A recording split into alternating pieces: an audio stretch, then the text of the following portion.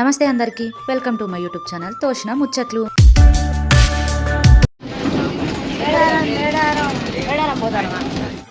విన్నారు కదా, ఇవాళ మన ప్రయాణం మేడారం సమ్మక్క సారక్క జాతరకి. జాతర 28కి స్టార్ట్ అయ్యి 31కి ఎండ్ అయింది. మేము 31 రోజు మార్నింగే వరంగల్లో బస్ ఎక్కి 9 గంటలకి స్టార్ట్ అయినాము. మామూలుగా అయితే జర్నీ ఒక 3 గంటలు, కాకపోతే మాకు ఒక 4:30 గంటల నుంచి 5 గంటల టైం పట్టింది. వెళ్ళే దారిలోనే మనకి గట్టమ్మ తల్లి దేవస్థానం ఉంటుంది. మేడారం వెళ్ళే ప్రతి ఒక్కరూ గట్టమ్మ తల్లి దగ్గర దర్శనం చేసుకున్న తర్వాతనే పోతారు. ఇది ఒక ఆచారం లెక్క. దీనిని ద గేట్వే ఆఫ్ మేడారం అంటారు. అంటే మేడారంకి ప్రవేశ ద్వారం లెక్క. గట్టమ్మ తల్లి సమ్మక్క సారక్కకి ఒక రక్షకురాలిగా యుద్ధం టైంలో పాల్గొనింది. అట్లనే గట్టమ్మ తల్లి సమ్మక్క సారక్కకి ఒక నమ్మిన బంటు లెక్క. అందుకే ఆదివాసీలు సమ్మక్క సారక్కతో పాటు గట్టమ్మ తల్లిని కూడా పూజిస్తారు. ఇది మేడారంకి వెళ్ళే దారిలో పెద్ద దర్వాజా.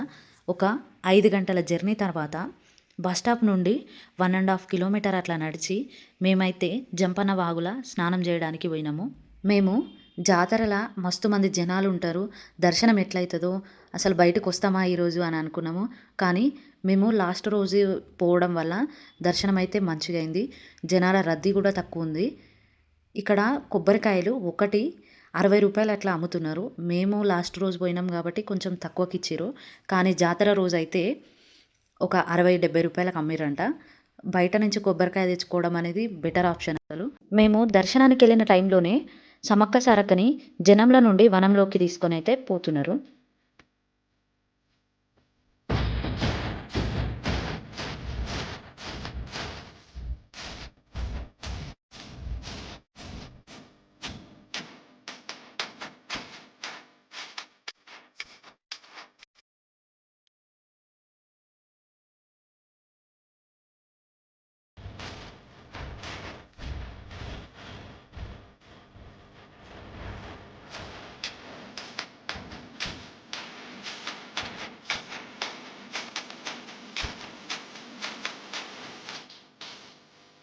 అమ్మవార్ల దర్శనం అయిపోయిన తర్వాత బయటకు వచ్చి జాతరలో కొంచెం సేపు షాపింగ్ చేసినాము.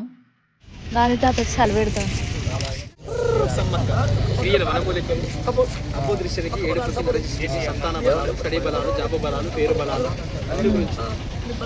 ఇవేంటివి ఇవన్నీ?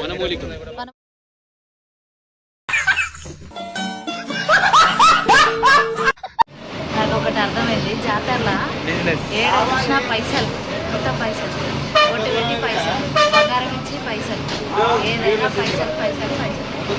10 రూపాయలు పట్టుకుంటేనే సమ్మక్క సారక్క దర్శనం తర్వాత తినేసి మళ్ళా వరంగల్ బస్ ఎక్కి నైటు 11 గంటలకి రిటర్న్ అయితే స్టార్ట్ అయినాము. మేము సమ్మక్క సారక్క జాతరకి సేఫ్గా ఇట్లా పోయి వచ్చినాము. Thank you for watching this video. Next వీడియోలో మళ్ళీ కలుద్దాం. బాయ్.